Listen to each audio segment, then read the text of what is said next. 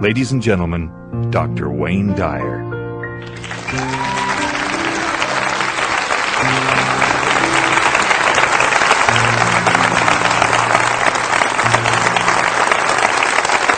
Thank you. Thank you. Thank you. Thank you. Thank you so much. You're very kind. I will be speaking this evening about something that's very dear to my heart. It's not really a canned speech. It's not something that I've memorized. I don't speak from notes. I speak from my heart about something that I work on each and every day in my own life. It is about a process that has been a growth thing for me. The idea of there being levels of awareness, ordinary human awareness, and higher levels of awareness are something that you can do a lot of reading about and you can study spiritual literature. But until you begin to put it into practice and live it each and every day, it really just is something that is distant and more academic. What I will be attempting to do here this evening is to share with you some very specific principles that I have studied and practiced with my family, with my wife particularly, and our children, and my extended family. I am not here to proselytize for any particular point of view. I don't represent any religion. I'm not organizing anybody or encouraging anybody to join anything. I have never been a joiner. I don't pay any memberships anyplace. I really don't think of myself as a very organized person, period. I think a truth is a truth very often until you organize it. And then it becomes a lie very often because the organization becomes more important than the truth that we're attempting to teach. So this is not really about getting people to agree with me. When I was back in school, I had professors who used to say, if you want to understand poetry, or if you want to understand a great novel, or if you want to understand a great movie or enjoy it, what you have to do is practice what he called willingly suspending your disbelief. So that when you go into a movie theater, for example, you will see a two-dimensional screen. And you don't walk in and say, well, that's just a two-dimensional screen with a lot of images that are being projected from the rear of the room from a projector, and I'm not going to allow my emotions to be impacted or affected by a silly little thing like a projector. If you did that, you would not be able to enjoy the movie. What you do is you willingly suspend your disbelief. You just let go of any of your doubts, and you just allow yourself to be entertained for a couple of hours. And you say, like, all right, Nicolas Cage can exchange faces with another man, all right? That's a possibility. I'll buy it, all right? And they can go home and convince their wives, even though they've just exchanged faces and nothing more, which was always a surprise to me, that this thing's really happening. But what I'd suggest to you is that if you argued with that and said, oh, this is ridiculous, or this is just not possible, that you wouldn't be able to enjoy the movie. And I suggest that you take what I'm speaking about here this evening.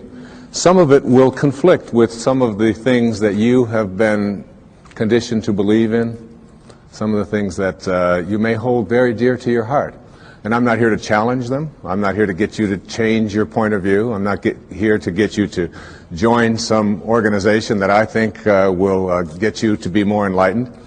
I'm just offering you what comes from my heart, principles that are involved in being able to reach higher and higher and higher levels of awareness, so that things like miracles and being able to attract into your life what has been missing up until now, the ability to heal yourself of perhaps diseases or processes of difficulty that you've never been able to handle before, the capacity to be able to create the kind of relationship that you would like to have, the ability to even get a job that perhaps you haven't been able to get, or to raise your level of prosperity, whatever it might be, to sell your home if you've been having difficulty doing that.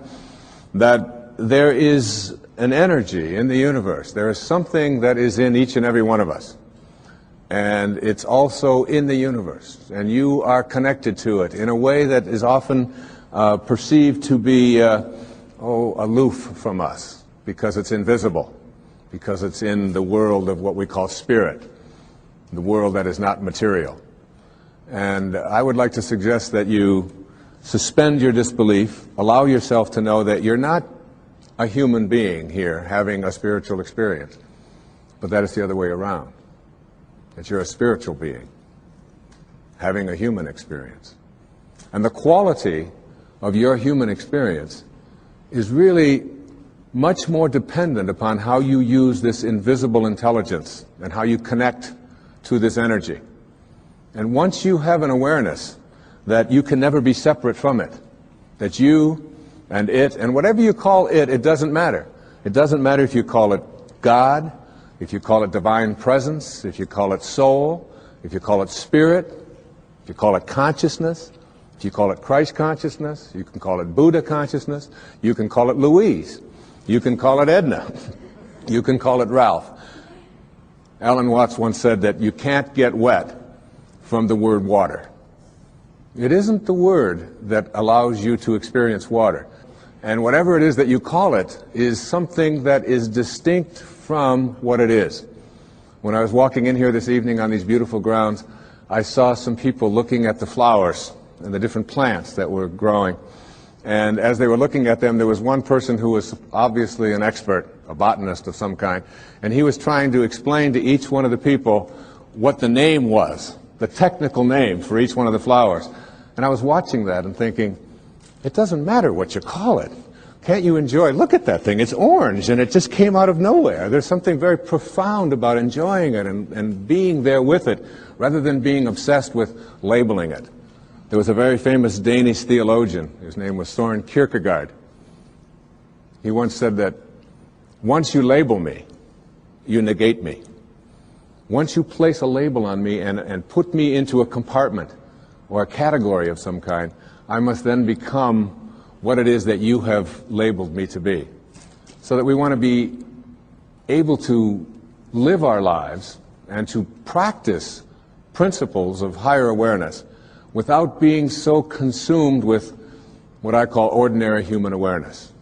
And ordinary human awareness is just the recognition or the belief system that I am a human being. Maybe I'm having a spiritual experience, I'm not quite sure. But higher human awareness, what is sometimes in the East called Siddhi awareness. In the West it's been called higher consciousness or Christ consciousness. There's many names for it. But when you get beyond just knowing yourself as this body and this personality and this thing that you inhabit, and begin to realize that who you are is that which was never born and can never die, when you recognize your eternal self. And that's what this program is really about. It's really about recognizing the power, the energy, the capacity to be able to do what it says in some of the most holy books that you've ever read, that even the least among you can do all that I have done, and even greater things. And that's not just empty words from Holy Scriptures. That's a very powerful lesson that each and every one of us can practice and live every day. What I'd like to suggest to you, and what this program is really about, is that there are higher levels of awareness that are available to us. A level of awareness that allows us to do things like, and it may sound a bit strange, but to manage the coincidences of our lives. To be able to place our attention on what it is that we would like to create for ourselves in our lives. To literally have the power to know that if I think about it, and I keep it there, and I keep that picture firm within me, that there is an energy, a source, a capacity within me that is in the universe, and that is also in me. And that I can use this energy, that I can manage it. There are many ways to get the things that we want for ourselves in our lives. But basically, It all begins with how we choose to think. As you think, so shall you be. 7 little words that I think are perhaps the most important things that we can learn and master in our lives. This old proverb notion that I become what I think about all day long. And once you know that what you think about is what expands, you start getting real careful about what you think about. You don't allow your thoughts to be on anything that you don't want or that you wouldn't want to have manifest or show up for you in your life. Emerson said, the ancestor to every action is a thought. And you can look at every spiritual tradition, whether it's Eastern or Western, whether it's ancient or modern, whether it's civilized, quote, or uncivilized, quote, whether it's tribal. And there is, in all of these persuasions, this idea that inside each and every one of us, in a place that is not material, in a place that has no dimensions, in a place that has no boundaries, that in each and every one of us, we have this power, and we have this intelligence. And you can never see it. I've often said that when you die, if you're going to die, and 5 minutes before you're ready to leave, they weigh your body. And let's say it weighs, oh, let's pick a good number, 150 pounds, all right? And then life leaves your body. And they weigh your body instantly after you're dead. And it still weighs 150 pounds. So that your body weighs the same alive or dead before it begins to deteriorate. And if that's the case, then your life, this thing that leaves your body and your body still weighs the same, is weightless. Your life is weightless. You can't put a dimension on it. You can't put a measure on it. Who you are is that life. And that life is not in the dimension of material. It's like if I want to wiggle my finger, I just have to have a thought. And the thought says, I think I'm going to wiggle my finger. And then I do this, and you say, well, that's really no big deal. But it really is a big deal. Because there's something invisible in here that says, I'm going to wiggle my finger. I've never seen that. I've never been able to, you can put that under an X-ray, you can try to measure that and find out what it is in there that allows you to say, I'm going to wiggle my finger, and you can never find it. It's not in this world, if you will. So I can do all the scientific studies, and what I can do when I do these scientific studies is I can find the command center inside of me. And I can go to the brain and I can point to a specific point, and scientists can do this and say, there's the command center which allows you to have a thought, I think I'm going to wiggle my finger. But there's no computer and there's no scientists and there's no technology that can ever allow us to go inside and say, there's the commander in the command center. Can't find it. And that commander in the command center, that weightlessness, is the part of us that we just don't pay enough attention to. And what I'd like to suggest here this evening is that once you start becoming aware of the power of thought, and if you look around, just look around you at everything that you see, it all began with a thought. We become what we think about. And that is probably one of the most important principles in learning to manifest. But in my mind, as I think about this idea of getting what you really want and being able to attract it into your life, what we have to look at is basically the obstacles that we have conditioned ourselves. And you notice I say that we have conditioned ourselves, because I have never believed that we need to be putting the responsibility on someone else. If you're conditioned, it's because you have allowed yourself to become that. And if we conditioned ourselves to believe certain kinds of things, and one of the things that we kind of believe and hang on to and live with is this whole idea that all of the things that happened to me in my past are what are keeping me from doing what I'd like to do today. So we hang on to these things and we fill ourselves with blame. We say, I'm the middle child. I'm the youngest child. I'm the oldest child. You know, I'm an only child. Any one of those is a great excuse. You know, if you're the youngest child, you can say, well, you know, how could I be making decisions for myself and be a fully functioning person today when I always had somebody else telling me what to do my whole life? How could I think for myself? If you're the oldest child, you can simply say to yourself, well, how could I be expected to think for myself? I always had to think for somebody else. I was always doing it for somebody else. And that leaves the middle child, you know, the classic identity crisis. Oh, poor me. My mother didn't even know my name. She was always calling me by this one's name or that one's name. So I don't know where I fit in. So that takes care of everybody except the only child. And of course, the only child, well, your parents looked at you and said, we won't be doing that again. Huh? You have to live with that, I don't. Huh? So everybody, with their birth order, or with their mother liked their sister better, or that we had enough, or we didn't have enough, or we had too much, or we lived in the north, we lived in the south, I'm too tall, I'm too short, I've got too much hair, I don't have enough hair, it's falling out, it's not falling out, whatever it is, we all have these excuses. And I call all of these things that we hang on to and use to keep ourselves from reaching these higher places in our lives, the wake. I call it the wake. And the wake is, comes from a story that I heard Alan Watts tell one time, and it was a very powerful story. He said, your life is like a boat, and it's heading up the river at, say, 40 knots, all right? And as it's going, you are somehow able to metaphorically stand on the stern, the back of the boat, and look down into the water. Now there goes your life in this direction, and you're standing here and you're looking down into the water, and you ask yourself these three questions. The first question, what is the wake? What is it? What is this thing that you see? And the answer, the wake is the trail that is left behind. That's what it is. Nothing more, nothing less. It's the trail that is left behind. Second question to ask yourself in this little metaphor, what's driving the boat? What's making this thing go in this direction?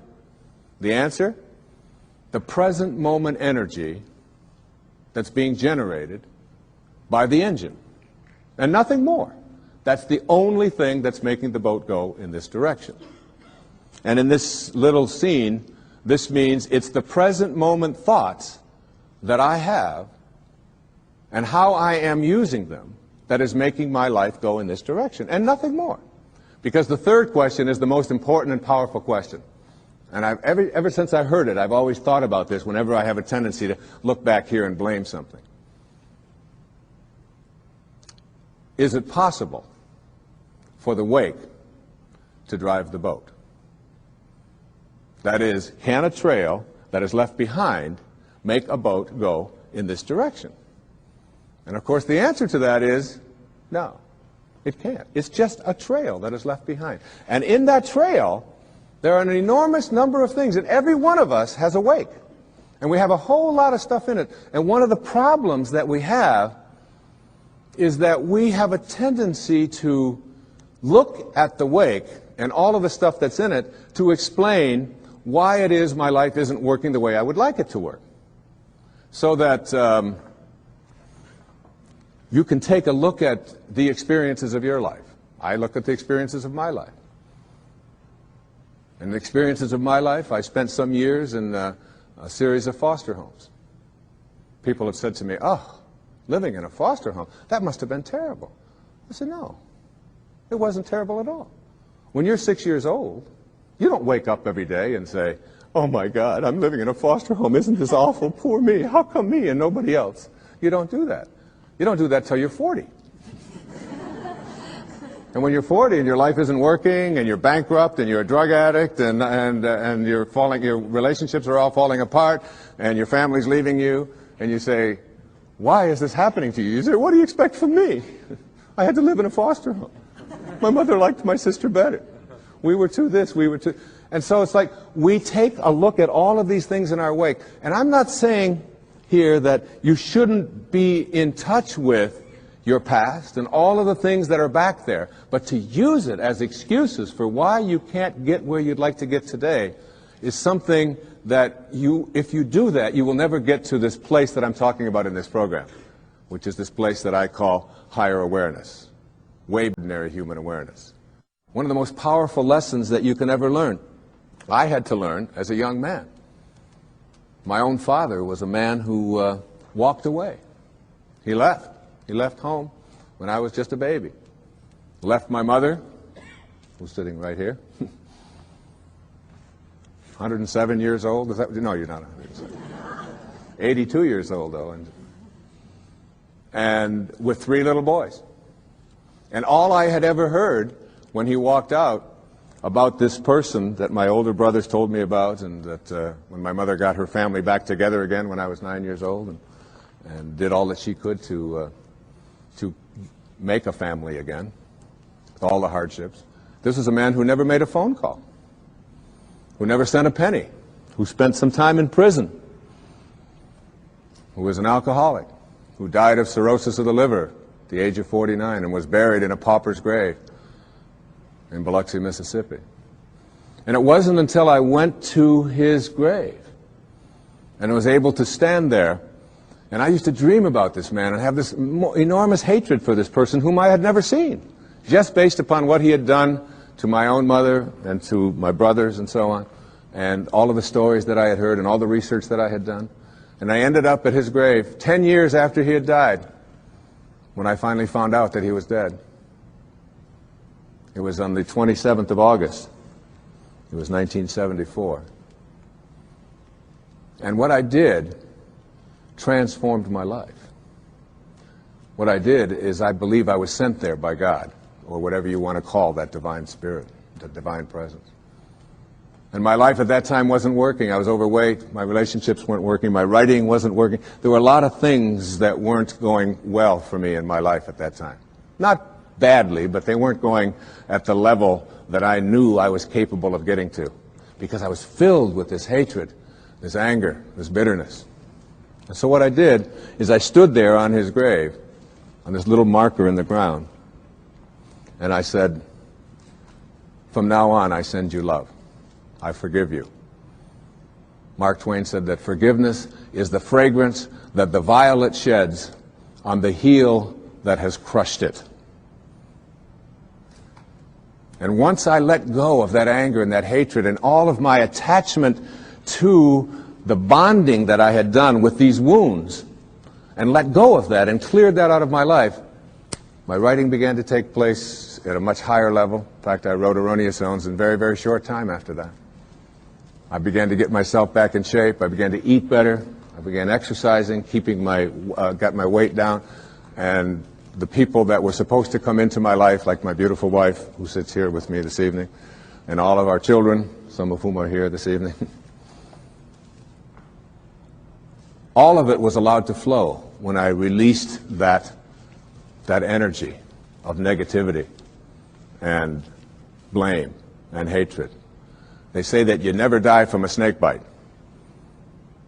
It isn't the bite. And you can't be unbitten. It's in the wake. What kills you is the venom that continues to pour through you long after the bite has taken place. And that's something we have control over and we can't change. And I'd like to suggest that what happens is that many of us bond ourselves to these wounds of our past. If I were to cut my hand, just cut it, and watch it, my nature says, close up the wound. And I just have to watch it. And there's no doctor out there, there's no medicine out there that's going to heal that wound. There's a healing stream that I am connected to that will allow that wound to heal. So my nature says, close up the wounds. Don't bond to them, don't hang on to them, close them up. But supposing I say to myself, oh no you don't. There's no way I'm going to let you close up. You see, if I can keep you open, and I can go to you and say, look at this. You say, what happened? Well, look at this cut I've got. Oh, you poor thing. Look at that. It seems to be getting worse. It's getting infected. Isn't that terrible? And if you practice this kind of a mentality, when your nature says close up the wound, but you keep it open, before long you lose your hand. And after that you'll lose your arm. And the whole organism will be destroyed if you don't let your nature take over. And your nature also says, close up the wounds of your past. Close them up. And oftentimes we ignore our nature. I had a great teacher that came into my life through his writing. His name was Nisargadatta Maharaj. Lived in India up until the mid-1980s. And he wrote something called I Am That, which was very powerful and influential in my life. And one of the things that he talked about when he was asked the question, what's the difference between, say, a saint or a highly functioning human being, a spiritual master, a spiritual teacher, and the rest of us? Is that they have unconditional love in them and you don't, or we don't? And he said, no. He said, saints have unconditional love in them, and so do you. He said the difference between ordinary human awareness and higher awareness people is that they have nothing else inside of them. That's all they have. And it's almost like we have to learn how to get that in ourselves, to be able to, well, I always like to use the metaphor of an orange. I love the orange. Perhaps living in Florida is why, but an orange is a simple metaphor. You take this orange and you squeeze it as hard as you can squeeze it, and you ask yourself, what will come out? And what comes out when you squeeze an orange? Orange juice. Never, no matter how many times you squeeze it, will apple juice come out. There's no mistakes. You'll never get grapefruit juice out of this thing, ever. The only thing you'll ever get out of it is orange juice. And the next question is why? Why, when you squeeze an orange, as hard as you can squeeze it, does orange juice come out? And I asked that question up in Toronto one time with this little girl sitting right in the front row. She said, that's dumb. She said, that's what's inside. It has to come out. I said, well, that's the answer. You are really smart. And she smiled. She thought that was great. But that's the truth. The reason that orange juice comes out when you squeeze it is because that's what's inside. Now you extend the metaphor and someone squeezes you. That is, someone says something about you that you don't like. Someone behaves towards you in a way that you find offensive. Somebody does something or says something to you that you feel hurt by. And out of you comes anger, hatred, bitterness, tension, fear, anxiety, stress. And immediately you say, the reason that comes out of me is because of how he said it, or the way that she said that, or because they did that. But the truth is, the reality is, that what comes out is what's inside. And if you don't like what's inside, you can change it. Now, if you ask me, how does orange juice get inside of an orange? I would say, I don't know. I can't figure it out. That's a mystery to me. I just enjoy the oranges of my life and give God the credit for that. A lot of people think that other things make them the way they are. They will blame their past, they'll blame their parents, they'll blame the economy, they'll blame the Ayatollah, they'll blame somebody for things that are going wrong in their life. And one of the favorite things that we have to blame for why I'm upset at a particular moment is something called traffic. Traffic made me upset. And I've always reminded myself when I'm in a jam or when I'm on the freeway and I'm trying to get someplace, that traffic doesn't care.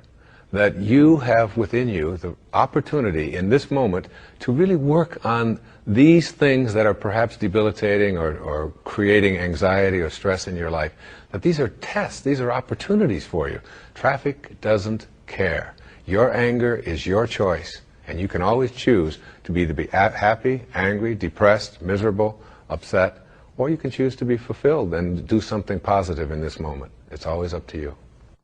I'd like to give you what I think of as the great spiritual teachings of many various persuasions. There's a story that summarizes it. It's the story of what I call the four philanthropists in a village. The conquerors had come through, and they had taken all of the men, or many of the men who were warriors at the time, and they had placed them into this prisoner of war camp right in the village. And many of the villagers knew that their compatriots were imprisoned. And the first philanthropist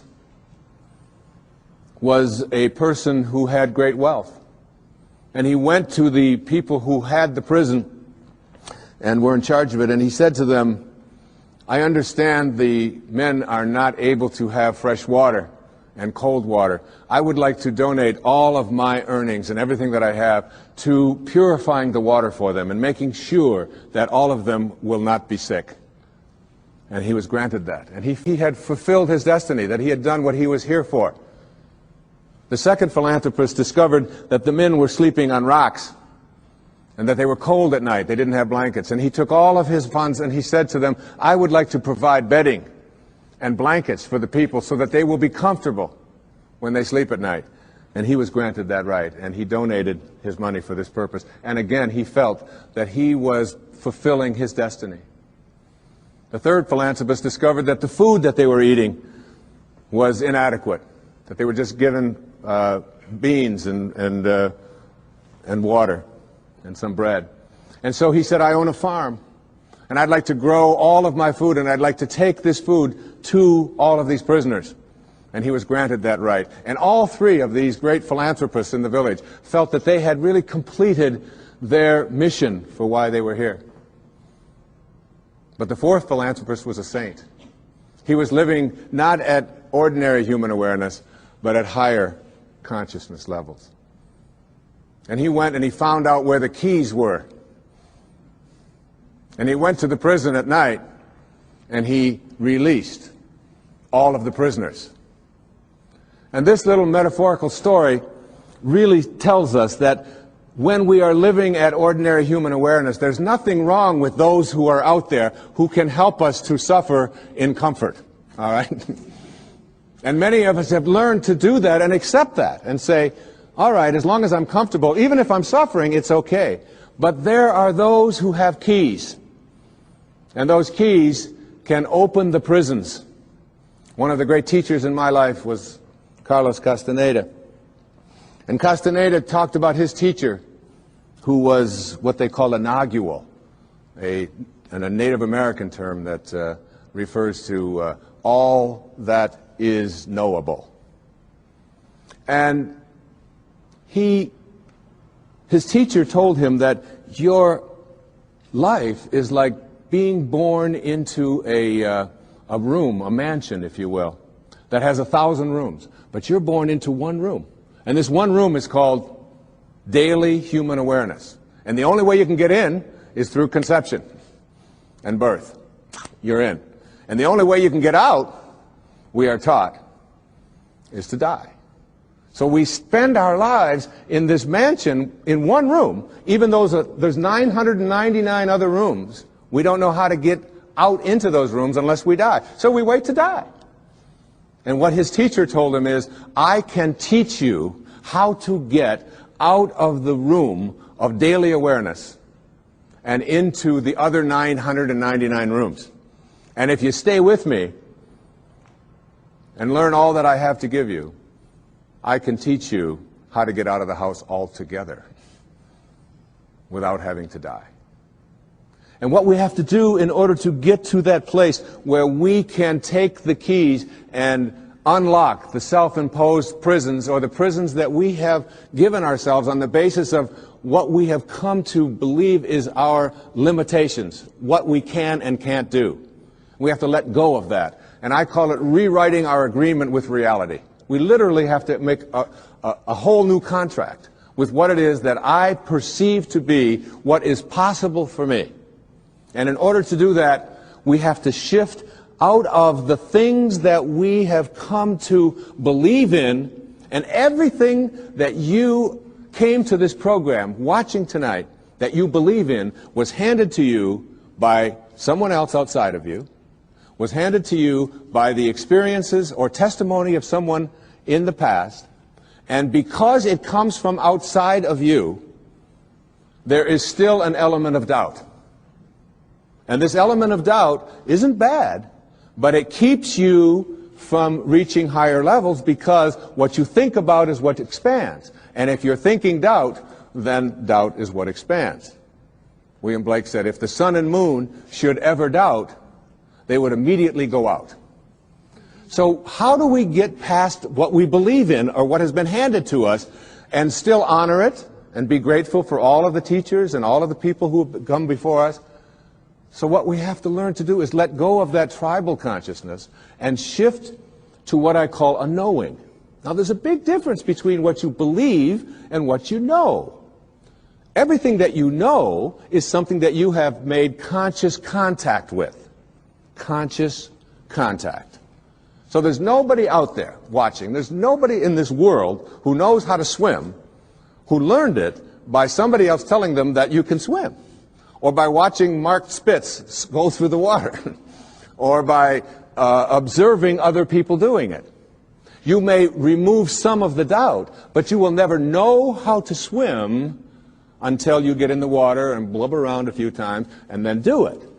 And then you'll have a knowing, and that knowing is something that you'll never lose, just like riding a bicycle or dancing the Macarena or making a lemon meringue pie or anything that you know how to do. It's because you've made conscious contact. And I'd like to suggest that there's a big difference between knowing about a divine presence, knowing about a sacred awareness, knowing about God, and knowing God. There's a big difference. Just like there's a big difference between knowing about the possibility of being able to heal myself of something that is bothering me, perhaps a disease process. I perhaps may believe that it's possible because I've read other people and I've heard others say it. And I've read the testimony and I've listened to the tapes and I've gone to the seminars. But until you have made conscious contact with it, you'll never know it. And I'd like to suggest there's a wonderful poem. I'd like to share this poem with you. It's written by a wonderful woman. Her name is Valerie Cox. And she lives up in Seattle, and she's written quite a bit of poetry. This particular poem really speaks to me to the difference between what you know and what you believe in. Immerse yourself in these words. A woman was waiting at an airport one night with several long hours before her flight. She hunted for a book in the airport shop, bought a bag of cookies, and found a place to drop.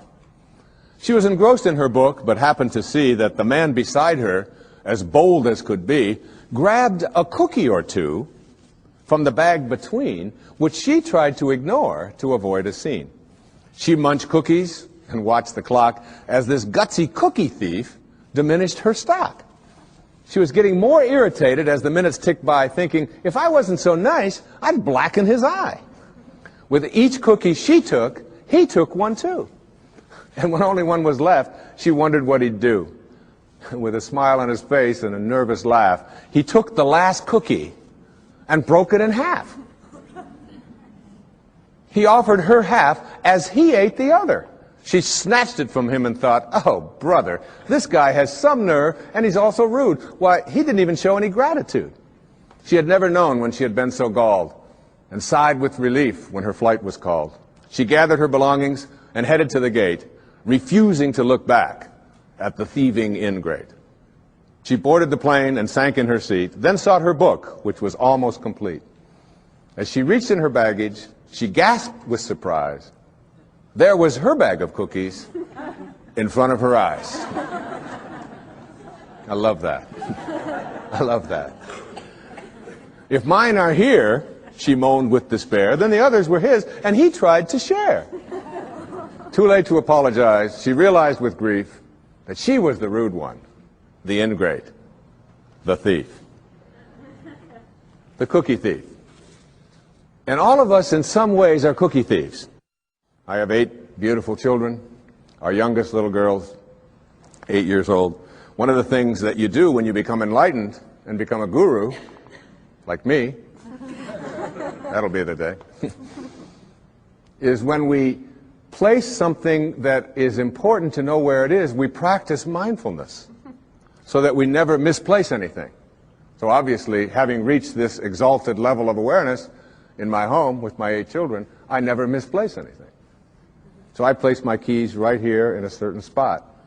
But my little girl has this wonderful habit of taking my keys and hiding them on Daddy in the morning so that she can watch me flip out as I look for the keys. And I'll say, Sage, how many times has Daddy told you, don't hide my keys in the morning? Daddy, you told me not to do it. I don't hide your keys anymore. Come on, where'd you put my keys? The last time they were in your dollhouse, where did you put it? Daddy, you told me not to do it. And then, of course, my 12-year-old daughter, Serena, loves to just assume this stance. She's watching me raise my voice. She'll say, I wonder what all those people would think of Mr. Positive if they could see him right now. Get lots of reminders. So I give up. I say, look, when I come back out here, I want those keys here. And I go back and I get my clothes on and I reach in my back pocket, and there are my keys. Right where I had left them the night before, in my pocket. And there's a fine line, I think, between being a guru and being a jerk, all right? And I probably crossed that line more times than I should be admitting here on television. But this idea of being a cookie thief and creating a knowing is something.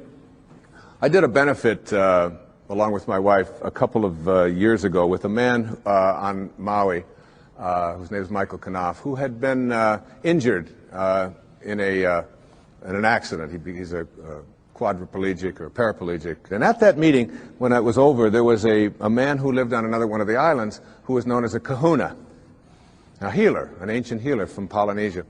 And he was introduced to me, and he said, that was a nice talk, and so on. And I said, how do you get to be a kahuna? You know, do you take Kahuna 101? I mean, what courses do you take? How does this work out? And he said, no. He said, kahunas are raised to have no doubt. To have no doubt. To have a knowing. And he said, when a knowing confronts a belief in a disease process, the knowing will always triumph. And that knowing is something in which you say, you are healed, and healing takes place. One of the great stories of knowing is, again, with our little girl, Sage, who we were spending the summer in our summer home, and we went to visit this dermatologist. And Sage has had this thing called flat warts for the last, well, since she was 2.5 years old. From 2.5 until 7, which is over 4 years, she had these flat warts. And not only did she have them around her face, around her mouth, and around her nose, but they were getting worse. They were moving up, and they were getting up around her eyes and so on. And we noticed that they were getting progressively worse, even though all of the places that we had taken her had said, they will go away. She'll outgrow them. But it didn't seem to be that way, and they always said it would be a few months. Well, years had gone by, and she still hadn't. So we were over at my friend's, this dermatologist in Kihei, and I said, Kenny, as long as we're here, would you mind taking a look at Sage? And my wife was there, and he took these big white light, and he put it in her face, and he said, you've got flat warts. She hates that term.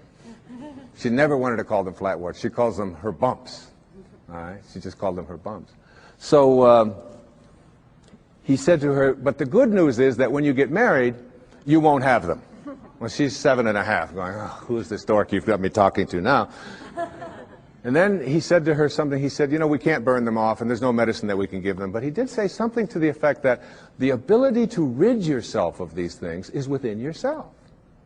And that if you can call upon that healing capacity in you and begin to talk to these bumps in a way in which you ask them to leave, that you have a much greater chance of getting rid of them faster than anything that I could give you, and we certainly can't burn them off because we might scar your pretty face. And that's basically the message that he gave us. I'm paraphrasing it.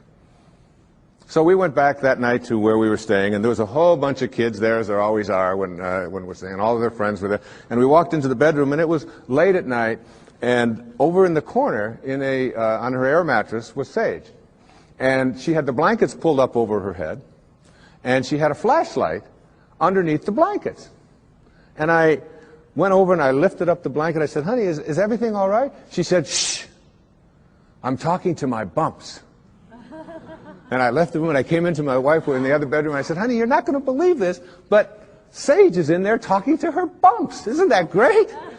The next night we did the same thing. That was the second night. The third night, the same thing. Now that was Thursday. On Friday, this happened on Monday. On Friday, as God is my witness, on television, every single one of those bumps was gone and has never reappeared since. A knowing. You see, there is a stream of healing that is something that we can plug into. It's very much like electricity. People say, well, in ancient Greece, there was no electricity. There was electricity. We just didn't plug into it. That's all. And there's a stream of healing. And when we go into that stream of healing with a knowing, we go to a higher level within ourselves. And we don't allow any doubt in. Basically, in every single one of us, every human being out there, there are two of us. There's two people. The first person in each person is called the ego, or I call it the ego. E-G-O. Earth Guide Only. All right? This is the part of us that says who I am is separate from you, separate from God, separate from my environment, and therefore I'm in competition with, and my value is based upon how much I get, how much my stuff is worth, how much better looking I might be, or how much more attractive I might be, how much more money I might have, the value of my possessions, and so on. What is mine? So it's not mystical awareness which says I am connected. It is that individual lower level of awareness which says my ego. This is mine. Also in each and every one of us there's another person. And this other person is called what I call the sacred self, or the higher self. And this sacred or higher self really doesn't care how much you get. It doesn't care who you're better than. It doesn't care how much stuff you have. It's not interested in any of that. The problem is that we very seldom listen to it. We pay very little attention to it. This higher or sacred part of us wants only one thing. It wants us to be at peace. At peace. Whatever choice you make in every interaction you have, make the choice to be at peace, your sacred or higher self says. Whereas your ego says, oh, no, no, no, no. It's much more important to be right. And so we find people in relationships struggling a lot. And one of the things that they struggle about is who's right and who's wrong. Most of the fights that you have in your relationships really basically, oftentimes you forget the details. But it's basically about who's right and who's wrong. So that if you want to have your higher or your sacred part of you ruling in your life, I suggest this to you. Practice being kind rather than right.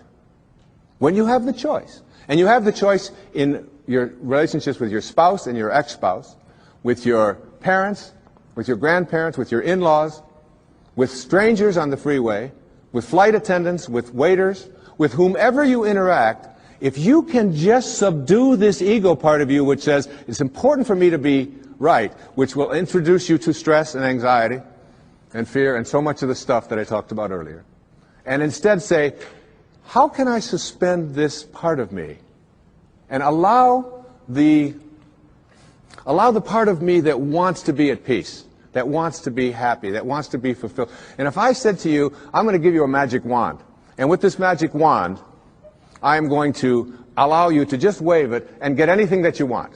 Whatever you want. You can have this car, you can have these nice clothes over here, you can have this home, whatever it is. Or I said to you, in lieu of that, I'm going to give you another wand, and you can wave this, and for every moment for the rest of your life, you'll be at peace.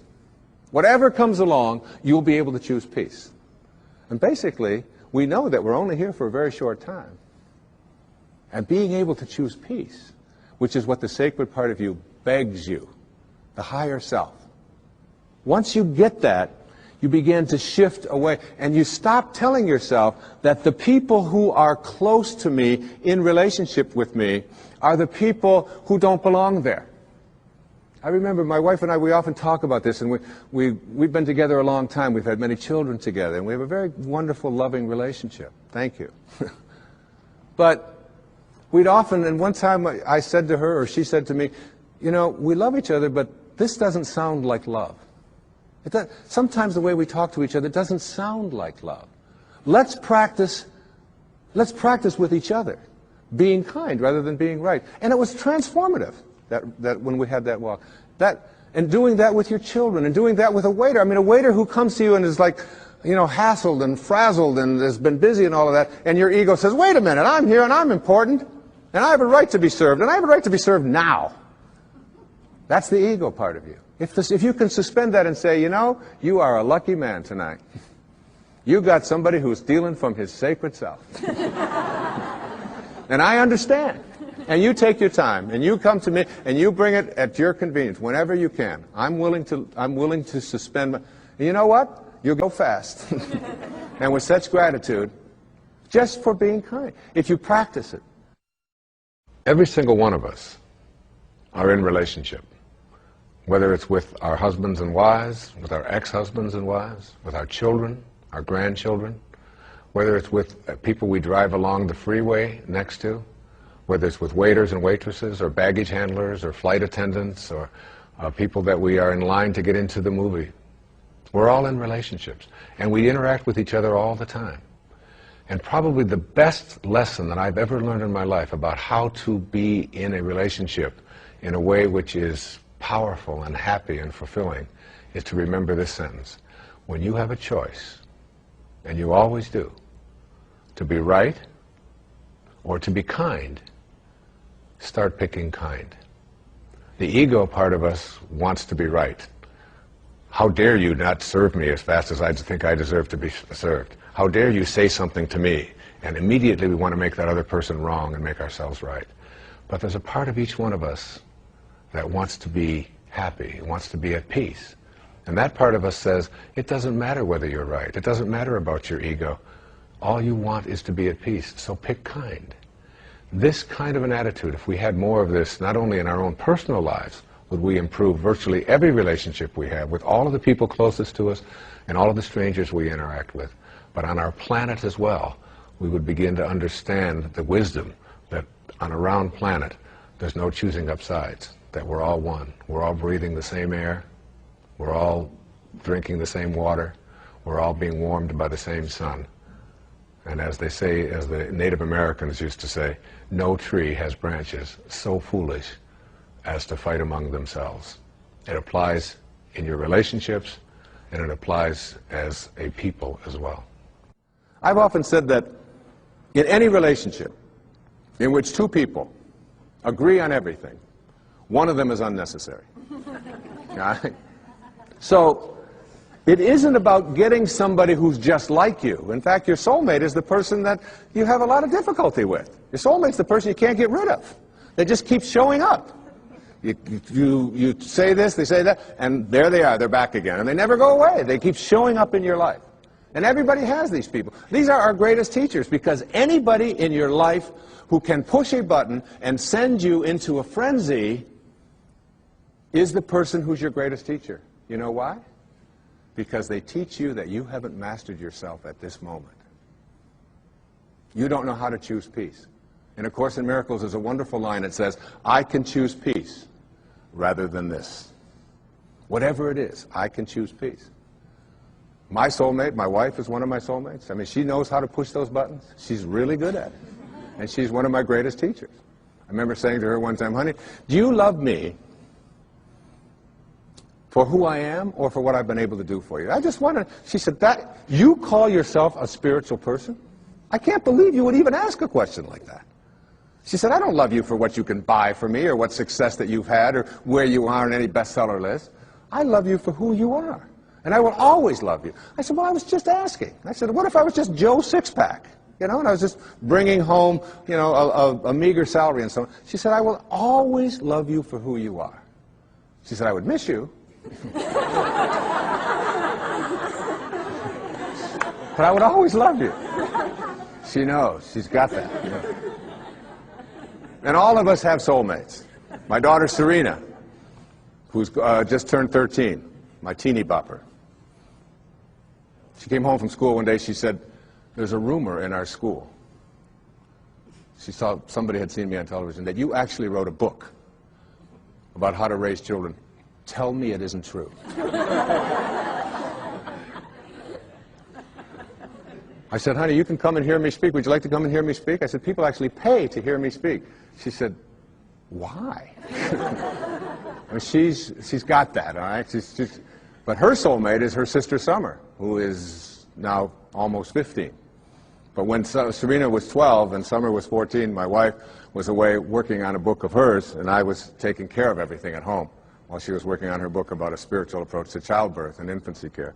And she's as qualified as anybody to write about that, I can tell you. And I was making breakfast. I was making waffles for them in the morning at the toaster. And she mixes all this stuff up. It's a lot easier to just put them in. And Summer and Serena were sitting at the back table in the kitchen. And I heard Summer say to Serena, out of nowhere, about 6:30 in the morning, if you didn't have any feet, would you wear shoes? And I turned around and I said, where is this going? And Serena went, that's ridiculous. What do you mean if I didn't have any feet, would I wear shoes? She said, of course not. And Summer said to her, then why are you wearing that bra? Everybody's got a soulmate. Stormed out of the room. There was But it isn't the people who agree with us. It isn't the people who tell us the right thing. It isn't the people who always find us, just perfectly smelling good and so on. There is an element of understanding that everybody who shows up in our life has something to teach us. Many people have said to me that they have observed in my writing and in my teaching over the years that I have changed. I've evolved, if you will. That when I first wrote Erroneous Zones and Pulling Your Own Strings and books like this, that I was really talking about something much different than I'm talking about today, which is spirituality, higher awareness, higher consciousness, and it's true. Because one of the great teachers, again, in my life was Carl Jung. And in Modern Man in Search of a Soul, he said that there are archetypes, there are stages that we go through when we reach adulthood. He said those stages work like this. He said it starts out with the athlete when you reach adulthood. And he called it the athlete, not as a put-down of athletes, but as the time in our adult life when our primary emphasis is on our body. What it can do, how strong it is, how fast it can run, how much it can lift, how beautiful it is, and so on. And we believe that we are a body, if you will, perhaps with a soul.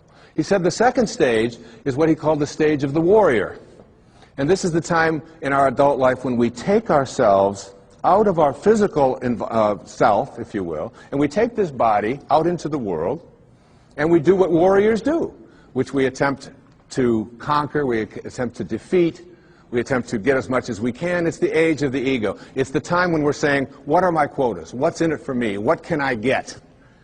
And we go through that stage. And I believe that I was writing earlier in my life to teach people how to be better athletes and better warriors, because that's where I was in my life in those days. And the shift has taken place for me as well. Jung said that the third archetype is what he called the archetype of the statesman or the stateswoman. And this is when we finally get to a place in our adult life when we stop saying, what's in it for me? How much can I get? How much can I accumulate? And we begin to ask the question, how may I serve? What are your quotas? And serving others becomes much more important than our own egos, until ultimately we reach what he called the stage of the spirit, the archetype of the spirit, when we finally begin to recognize that this is not our home. What it means in the holy books when it says, you are in this world, but you are not of this world. And these four stages represent also where we can look at our own self. How am I doing going through these? To what extent do I find myself consumed with my own quotas? What's in it for me? How much can I get? And ask ourselves that question as we begin to interact and deal with other people. Being able to manifest, being able to attract into our lives what it is that we'd like to attract into our lives boils down to a formula that I'd like to share with you here this evening. And this formula is one that everyone that I know who is able to get things into their life practices this. I call it the 4 reallys. All right? So that what you really, really, really, really want, you will get. And these 4 reallys each of them stands for something. And if you look at people who are good at, some people call them lucky, some people call them highly spiritual, whatever it might be, but they are good at getting what they want in their lives. And here are the 4 reallys. The first one says, I wish. So what you really wish for, everything that you'd like to get into your life starts with a wish. It's a thought. I wish I could get that job. I wish I could get that promotion. I wish I could lose weight. I wish I could get rid of that addiction that I have. I wish I could, whatever. It's a wish. So what you have to start with a wish. The second really stands for what you desire. What you really wish and desire. And the difference between what you wish for and desire is in what we call asking. Ask and you shall receive. Ask and you shall receive. It's not empty words. Be willing to ask. When I get stuck sometimes writing and I'm just not quite sure where to go or whatever, I just leave the typewriter or I leave the yellow pad that I'm writing on. I walk over to the couch and I get into a meditation and I say, I would like some help in having this become clearer as to how to express it. And it's always there. Sometimes the phone will ring. And my wife will call and she'll say, did you know that this was in the mail? And I'll say, read it to me, and it'll be exactly what I needed. Sometimes it just comes in the thing that I call an intuition or an insight, whatever it might be. The third really stands for what I intend. So now you shift away from what I wish for and ask for, and you frame it in such a way that you intend to create it. I intend to create this, whatever it might be, whether it's a healing, whether it's a losing of weight, whether it's getting rid of an addiction, whether it's creating prosperity. I intend to create it. And if you notice people who are good at manifesting, they don't mince those kinds of words. I will do it. And someone will say, well, what if it doesn't work out? You say, well, then I'll just learn whatever I have to learn from it not working out. But I intend to create this in my life. There's an intention, and the intention is so powerful that you become independent of the good opinion of other people. You're not checking it out with the tribe. You're not checking it out with what everybody else out there said you should do or shouldn't do. You're saying to yourself, I intend to create it. And I often tell people, don't tell anybody else about what you want to manifest. Don't make it a big statement. Instead, keep it to yourself. And they say, why do you want to say that? I say, because the minute that you do, you invoke ego. And in quantum physics, there's a simple line. It says, particles themselves are not responsible for their own creation. Another way of saying that is the way St. Paul said it. That which is seen, he said, hath not come from that which doth appear. That is, the source of everything over here is not over here. It's in this invisibleness.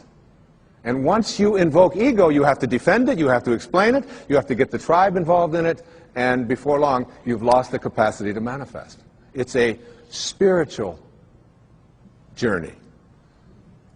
Inspiration, in spirit. When you're inspired, in spirit. The fourth really stands for passion.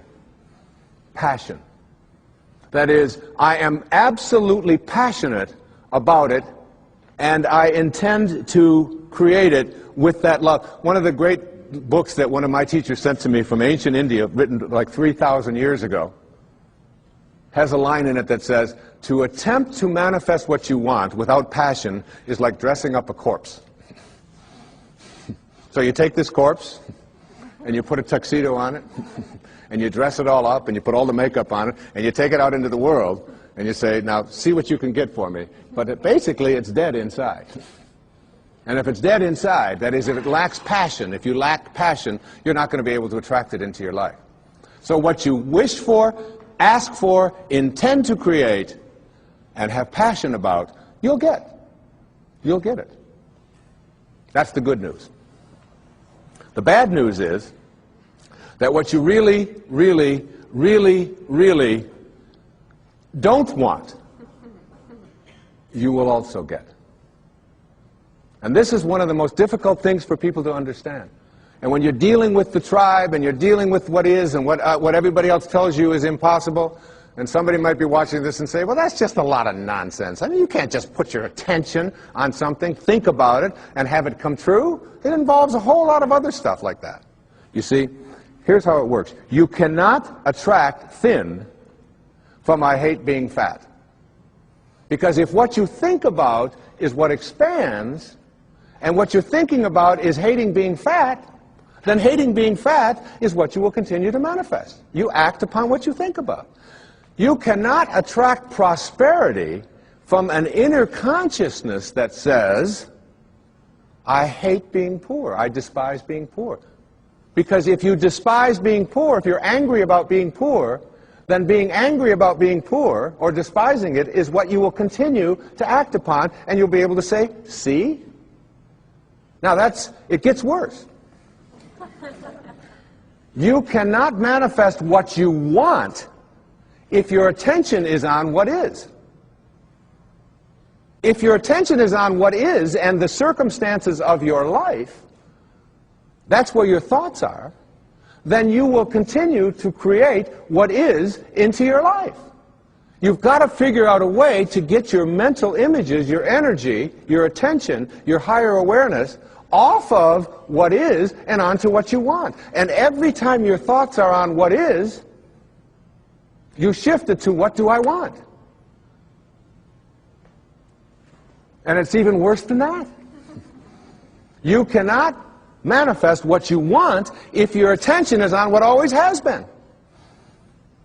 This is the way things are. You'll hear people say it to you all the time. These are the circumstances of life. Don't you understand? This is reality. Wake up. These are the way things have always been. There's always been poor people. You're one of them. That's just the way it is. And you watch that person, and being poor continues to manifest into their life. If you keep your attention on what always has been, then what always has been is what you'll continue to manifest. As you think, so shall you be. These aren't empty words, folks. This is reality. And the worst and ugliest of all is this.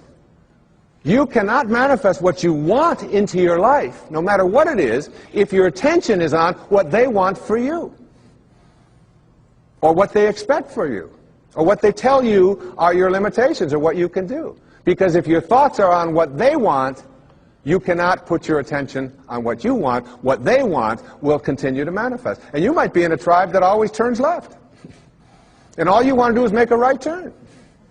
And you go to all the tribal elders and you say, look, I just want to make one right turn. And they say, wait a minute. In our tribe, we only turn left. We've always turned left. That's the way this tribe has always been. And so they will have an emergency meeting. And they will convene all of the elders to get you to come to your senses. Jackson Browne is, what I think, one of the great poets on our planet. Great singer. He has a song called For a Dancer. In there are words to this effect. He says, just do the steps that you've been shown by everyone you've ever known until the dance becomes your very own. Which is what most of us are doing. We're doing the steps that we've been shown by everyone we've ever known, and the dance has become our very own. And later on in the song, he says something to the effect of, into a dancer you have grown from the seeds someone else has thrown. Go on ahead and throw some seeds of your own somewhere between the time you arrive and the time you go home. And then the kicker, it always gets to me when I listen to this song. He said, because in the end, there is one dance you'll do alone. And it's like letting go of this tendency to be a dancer, to be doing the steps that we've been shown by everyone we've ever known, and then it becomes our own. And then we pass it on, and we pass it on. To break that chain, we have to shift our attention off of what we don't want and onto what we do want. And this goes for everything. I was at doing a book tour up in Chicago. I get off the airplane, and a woman picks me up, and she's got a doozy of a cold. Like, you know, Snoopy's, as my kids call it, coming out of her nose, onto her dress. I mean, it was, and I was in this little Honda with her for 2 days. And so I said to her something to the effect, I can't remember what it was, I know she didn't like it, but I said something to the effect of, oh, it's been 20 years since I've had a cold like that. And she said, oh, that's just what I needed to hear. It's people like you who go around telling us, normal, mortal human beings, that when we have a cold we should be feeling guilty. She said, I don't appreciate that at all. She said, colds are just things that happen to us. I said, well, I understand that. I said, but I just don't think like you. She said, well, what do you think? I said, well, tell me what you think. You're the one with the cold. She said, well, I think colds are viruses and that they're in the air. And they're going to land on us every once in a while. And when they do, we shouldn't be feeling guilty about it and feeling bad about it, and people like you writing books about it to make us feel worse. I said, look, we're on the same page here. I said, I believe just like you. I think that colds are in the air, and that they're viruses, and that they land on us.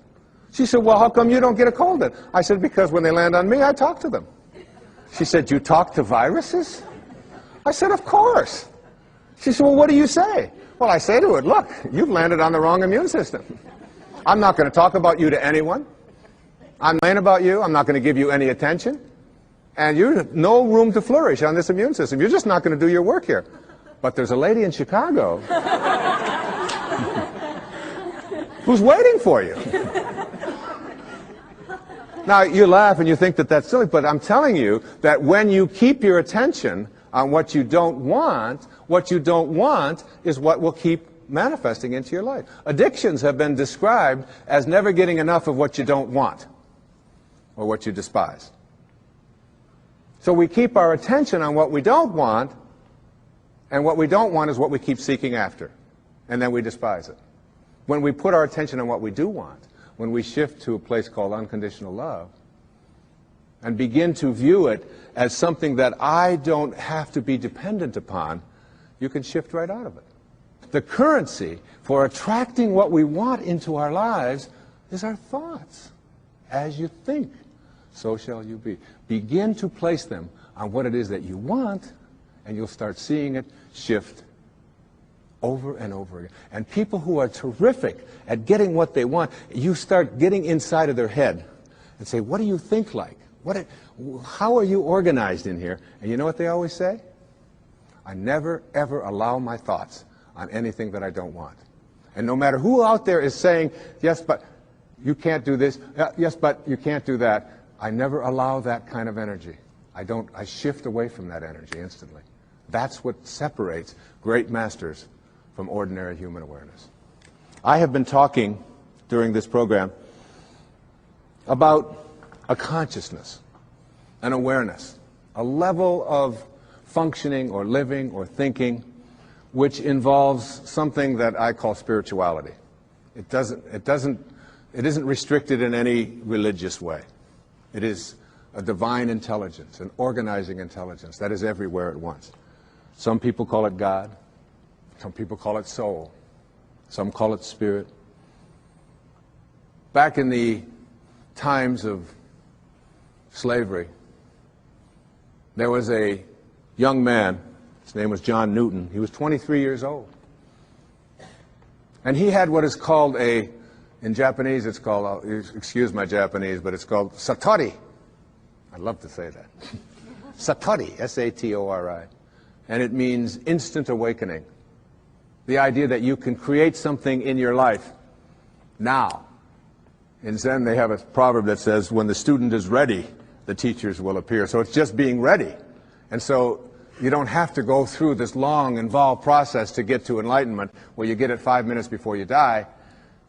Instead, you can have it when you are ready. The Native Americans, they have a word called natohi in the Aleut Indians. Natohi. And it means great seeing. Like I don't see, and boom, there it is. I see. And it's like in a dream when you just have this awakening, this light goes off and you just know. It's intuition, if you will. Intuition has been described as, if prayer is you talking to God, then intuition is God talking to you. It's like hearing that voice, and you know it. And John Newton, this 23-year-old sea captain, had a ship full of human cargo that he was bringing from the west coast of Africa to the New World as slaves. And he had this satori, this awakening. And in this moment of awakening, he realized that what he was doing was horrible and defenseless in terms of his own inner sense of morality. And he wrote down on the envelope the words to a song he called it Grace. I once was lost, and now I'm found. And it was grace that taught my heart to feel. It was grace that brought me home. He shifted away from his material world and his being a warrior to being a spiritual being in an instant, which is available to every single one of us. And he wrote these enduring lines. And I have asked my beautiful 16-year-old daughter, one of 6 beautiful daughters that I have. Her name is Sky, and she's just 16 years of age. And she really, in my heart, I've often said to my wife that Sky just about one of the nicest human beings I've ever known. The fact that she's my daughter, I know may sound like it's prejudiced, but this is a person who comes every night and says, I love you, to not only my wife and to myself, but all of her brothers and sisters, who is kind beyond anything I could ever imagine. And you know, from the time that she was a baby, just this high, she always knew what she wanted. She knew. She didn't believe, she knew. I'm going to be a singer. And I'd say, well, Sky, you know, you've got to study this. She said, no, I'm going to be a singer. And she would never hear of anything to the contrary. And if we were walking through a mall and someone would say, and she'd be 2 years old, up to my knees, and someone would say something to her, she would just sing a song for them. And she'll do it at any time. She had that knowing. She really, really, really, really, with passion, has always known it. And sings all the time and lightens up our house and my life and my wife's life in just the most magnificent of ways. And I asked her if she would please come tonight and sing this song for this program, to close it with as beautiful a rendition of Amazing Grace. And listen to the words. It isn't just my pride in my little girl singing. It's the message of finding yourself and reaching that higher level. So, ladies and gentlemen, my beautiful daughter, Sky Dyer, singing Amazing Grace.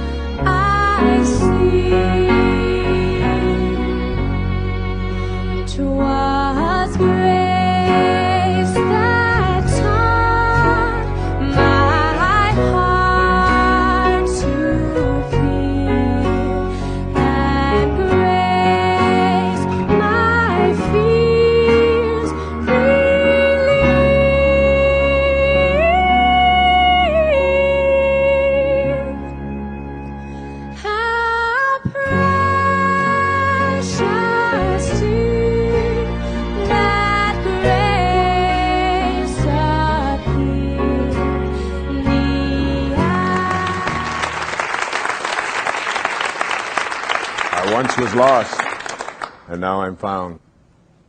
The message of that song is the message of this program.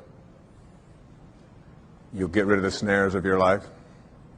You'll let go of all of the things that keep you from reaching that exalted level of spiritual awareness. And you'll find yourself coming home. And when I say coming home, I mean returning to your source. Not the ego, which believes you're separate from it, but your sacred, highest self, which knows. God bless you, and thank you for watching.